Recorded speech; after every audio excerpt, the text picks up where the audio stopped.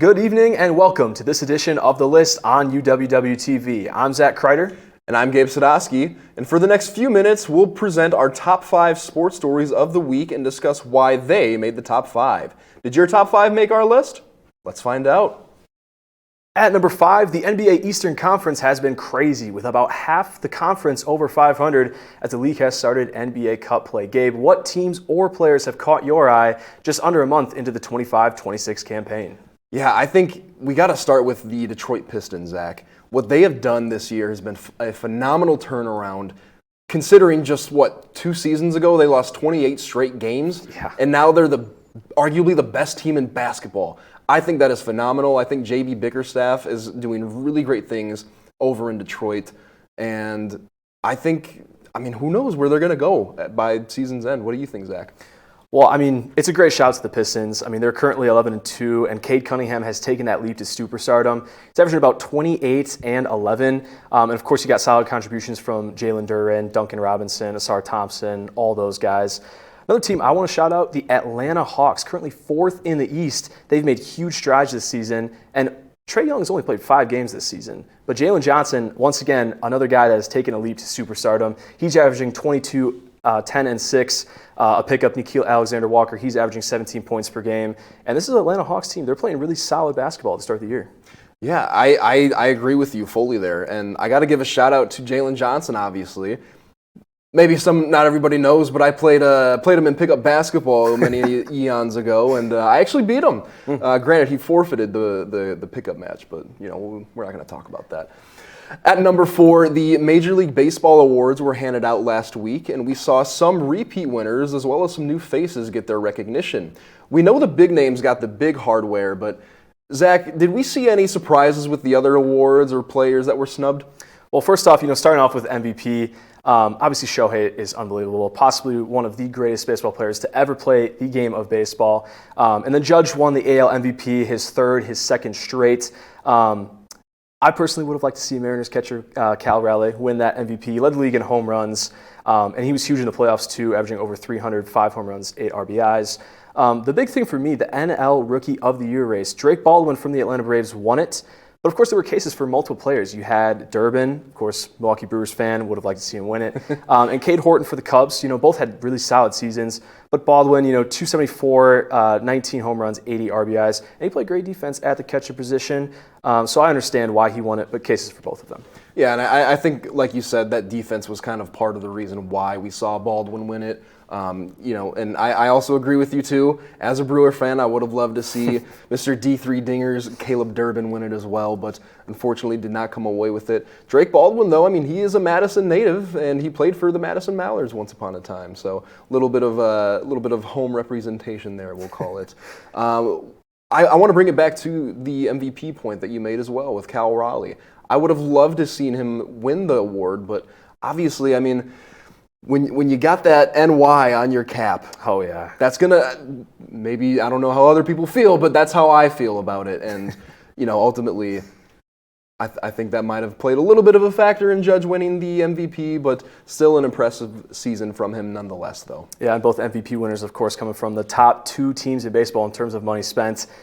Not really shocking on my part. At number 3, the college football rankings continue to see teams rise and fall week in and week out. At the time, number 4, Alabama fell to number 11, Oklahoma, dropping the Tide 6 spots for this week's poll. The Week 13 poll also saw 4 new teams sneak into the back end of the top 25. Gabe, what do you make of the shakeup we saw over the weekend, as well as the arrival of a new head coach in the ACC?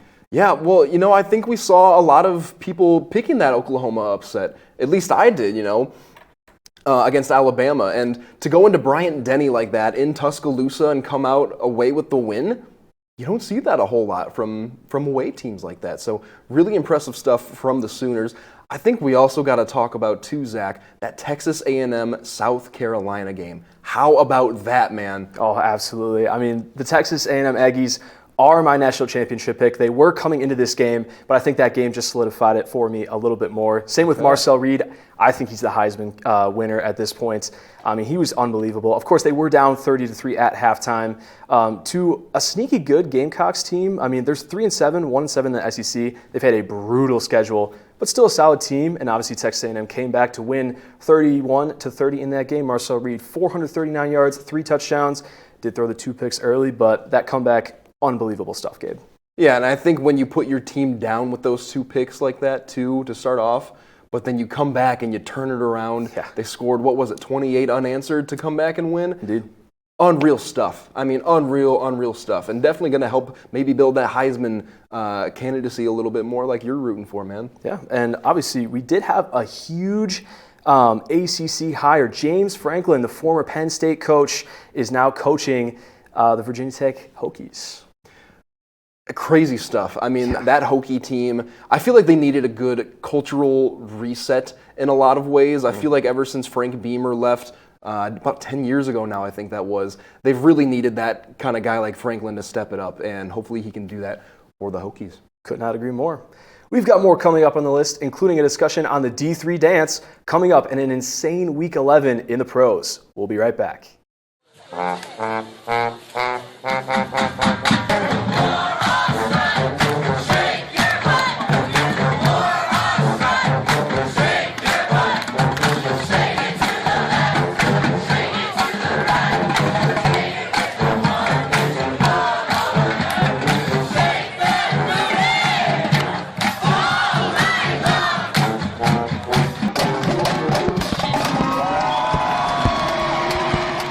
Matt checking in to see how Sam is doing on his project, and it's getting close to exporting now, the final step in the process. And it is complete, and Sam is hyped. Finally gets complete and spikes the ball into the end zone. Sam's celebrating with his colleagues, and they throw a flag on the play. The ref's going to call excessive celebration. Sam is in disbelief and can't believe it. He tries to dispute the call, but the ref is not having any of it.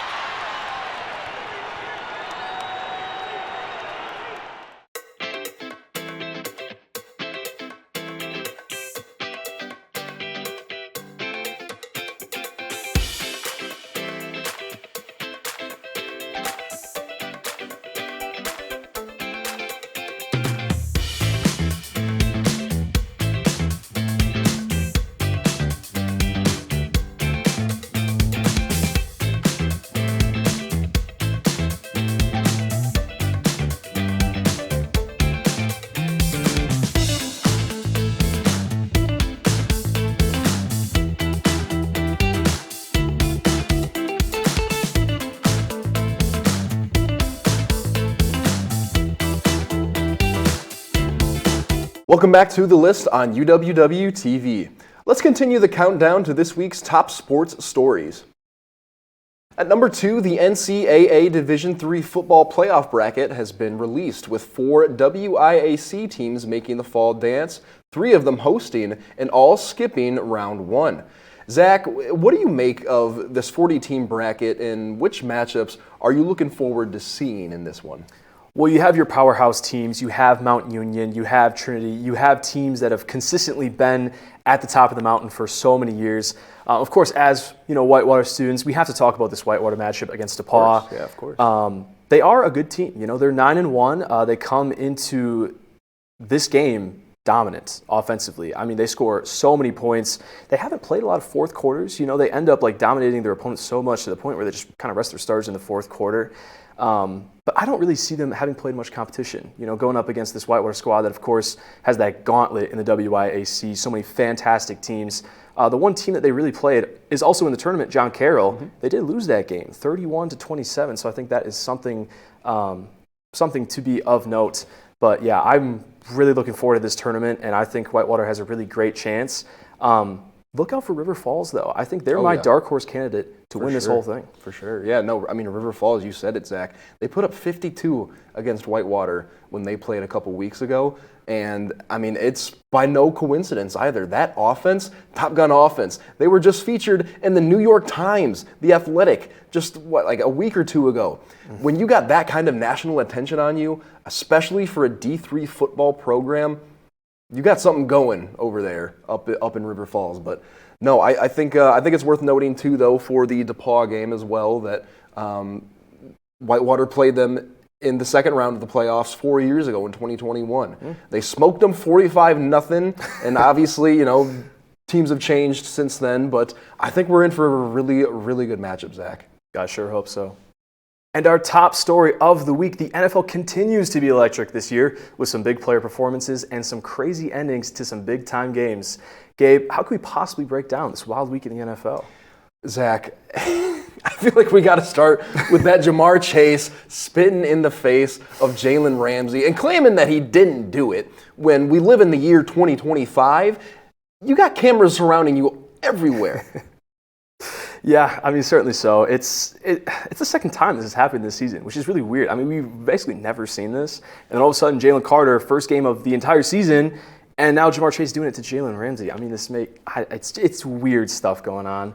But, looking over this Week 11 slate, not a lot of great quarterback performances. The two best quarterbacks on the week, Jacoby Brissett and Bryce Young. Bryce Young throwing for over 400 yards and 3 touchdowns in a win over the Falcons. And Jacoby Brissett breaking the all-time completions record, 47 completions. In what was a weird game, they outgained the 49ers by 200 yards. They still ended up losing by 20 points. Welcome back Brock Purdy, I guess. But just unbelievable action in the NFL.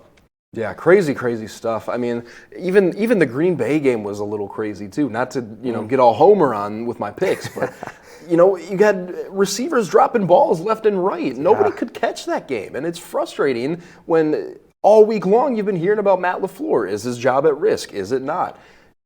That's not helping his case by any means. Now, obviously, Matt LaFleur is not the one catching the balls in this instance, but it's not what you want to see if you're a Green Bay fan. It definitely isn't, and I think this is going to be a conversation that continues to come up throughout the season. I mean, they kept it close against the Giants. Obviously, you lose to the Browns and the Panthers, who we just talked about. It's not a good look right now for Green Bay. I mean, yes, they are 6-3-1, but I wouldn't say a confident 6-3-1. Similar to teams like the Broncos and also the Eagles. They win, but they don't win convincingly. And that will do it for this edition of The List. We'll be back in a week to talk about next week's top 5 sports headlines. I'm Zach Kreider. And I'm Gabe Sadowski. We'll see you next time for more stories right here on UWW TV.